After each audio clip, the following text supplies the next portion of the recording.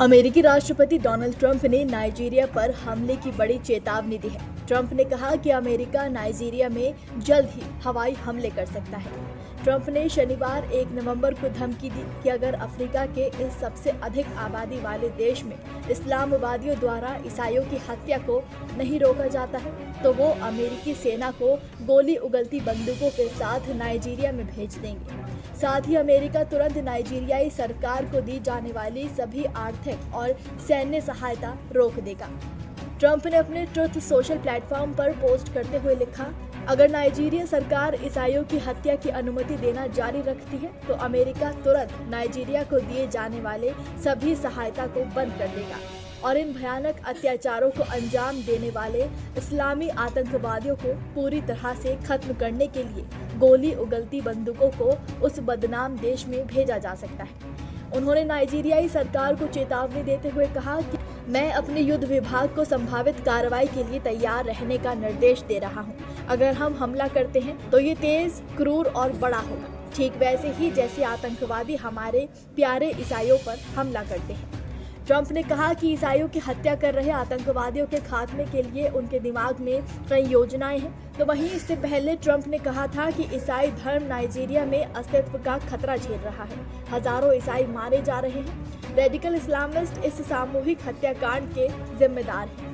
सिर्फ इतना ही नहीं, ट्रंप ने नाइजीरिया को अमेरिकी विदेश विभाग की विशेष चिंता वाले देशों की सूची में शामिल करने की भी घोषणा की है। बता दें कि अमेरिका इस सूची में उन देशों को शामिल करता है जो अमेरिका के अनुसार धार्मिक स्वतंत्रता का उल्लंघन करते हैं। इस लिस्ट में अमेरिका ने चीन, म्यांमार, उत्तर कोरिया, रूस और पाकिस्तान को शामिल किया है।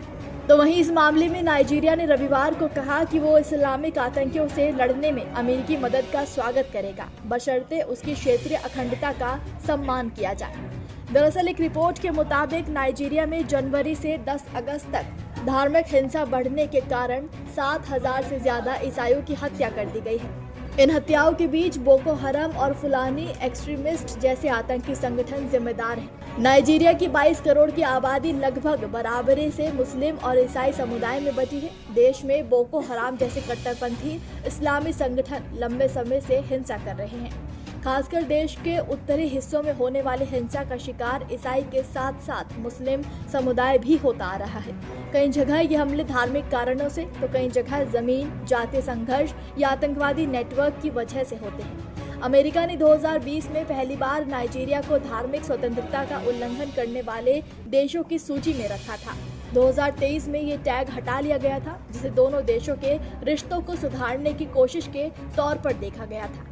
नाइजीरिया के राष्ट्रपति बोला अहमद टिनुबू ने शनिवार को एक्स पर पोस्ट किया और लिखा कि देश को धार्मिक रूप से असहिष्णु कहना गलत है। उन्होंने कहा कि हमारे देश की पहचान ही धार्मिक स्वतंत्रता और समान सम्मान पर आधारित है। नाइजीरिया किसी भी धार्मिक उत्पीड़न को बढ़ावा नहीं देता है।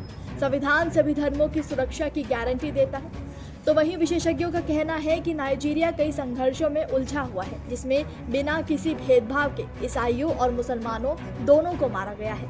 लेकिन ट्रंप ने शुक्रवार को बिना किसी सबूत के पोस्ट किया कि हजारों ईसाई मारे जा रहे हैं और इस सामूहिक नरसंहार के लिए कट्टरपंथी इस्लामिक जिम्मेदार है।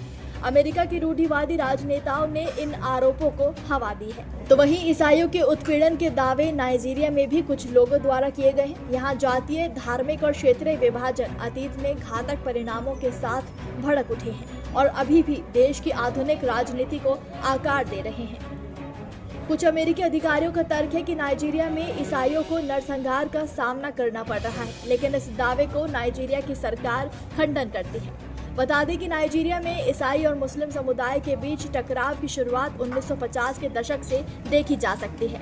बोको हराम और फुलानी चरवाहों जैसे समूह 2009 के बाद कट्टरपंथी इस्लामिक तत्वों के टारगेट पर आ गए। इनका मुख्य निशाना ग्रामीण ईसाई गांव और चर्च रहे हैं। एक रिपोर्ट के मुताबिक 2009 से अब तक 45,000 से ज्यादा लोगों की जान सिर्फ ईसाई विरोधी हिंसा में गई है। साथ ही हजारों चर्च नष्ट किए गए हैं।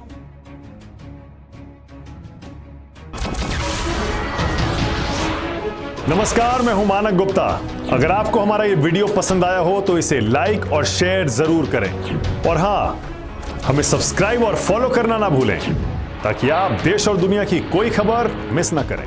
तो जुड़े रहिए हमारे साथ और देखते रहिए News 24।